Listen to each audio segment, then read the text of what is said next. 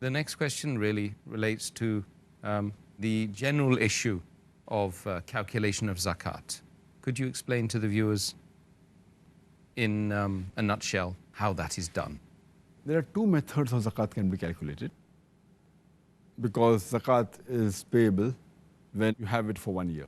So you can keep a daily record of what is your wealth above the Nisab level.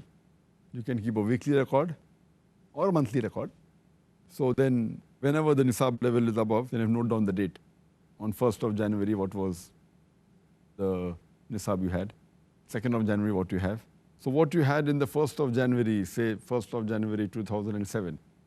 So 1st of January 2008, it will be liable for zakat. Then what you had on 2nd of January, calculated, then 3rd of January, or on weekly basis, or on monthly basis. But to keep a record of all this is very difficult. Then you'll be spending half the day in keeping the record, which will be difficult. So it's not practical at all. The easier method and a safe method, where mistake, InshaAllah, would be avoided, is picking one particular day in the full year and calculate it exactly 1 year after that. Most of the people prefer Ramadan because it is the month of charity and you get more blessings and more rewards. But Ramadan is not the only month that you have to pick up. You can pick up any day of the year.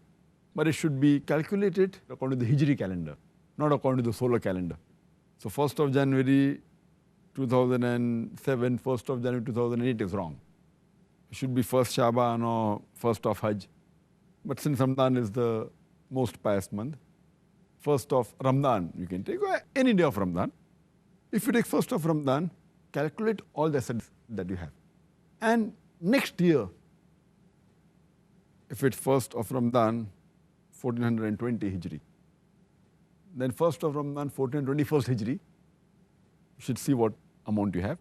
Now, if you calculate only on 1 day and see exactly 1 Hijri year later, 1 lunar year later, it is the safest method.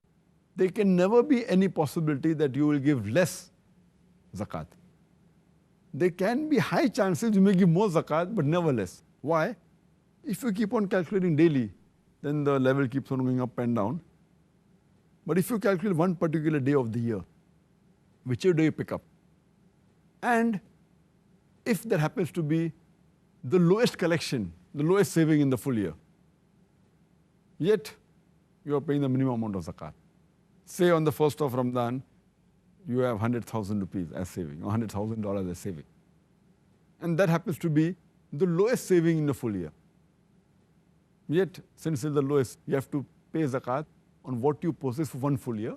So you have to pay 2,500 rupees or $2,500 on that amount. It's safe. But it may be that it is the highest saving of the full year. So here itself, you may be paying a little bit more zakat, but you won't be paying less. But some people may think, oh, it is the highest saving. That means, I may be paying unnecessary more amount. There are chances you may pay more, but there are no chance you will pay less. Because even if it is the highest, and if you think that you will try and catch the lowest point may keep on changing. It may be in the month of Shabaan, it may be in the month of Rajjab, maybe in the month of Hajj.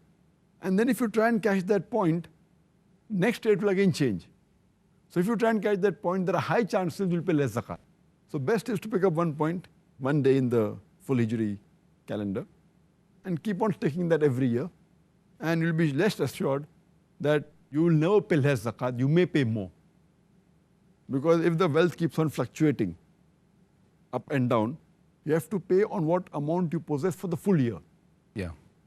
But the lowest point once, maybe Shaabaan, the other may be Ramadan, the third may be Hajj, maybe any month. The safest is to pick up any one and keep on sticking to that year. And InshaAllah, you'll never pay less. You may pay more. Sometimes 10% more, 20% more, 30% more. It will never be less, InshaAllah. So this is the safest method and it's the best method. And on this day, whichever day you pick up, you have to calculate all the savings you have, whether in cash, what is the bank balance, what is the gold you possess, whether in the form of jewelry, whatever stock you possess, whether in shares, whatever investment, all this you put together, or your business, the stock trade of your business, all put together.